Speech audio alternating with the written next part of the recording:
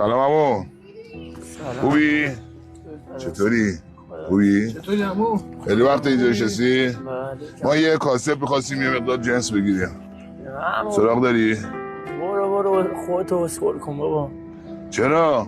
حالمون بعد هم یه مشکلی ما دل نداریم، ما میخوام مصرف کنیم.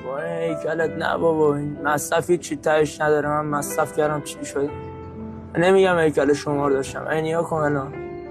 خب تو که اینقدر خوب بلدی روزه، تو که میدونی که این کار بده، چرا ترک نمی کنی؟ خیلی خواستم ترک کنم، حتی به خاطر پدر مادرم. ما شنیدیم آقا پدر مادرت کسالت داره، شنیدم که مادرت کسالت داره. میکنن اونجا ما رو. میبریمت عمو یه کمپ خوب میبریمت. من دارم میبرمت داداش. جایی که میریم بدون آزار و اذیت. دکترم هستش. یا علی کن بریم. تو که این چند بار ترک کردی، این یه بارم خاطر مادرت. به خاطر مادرت. خیلی علی کن بریم بابا، بلند کن بریم.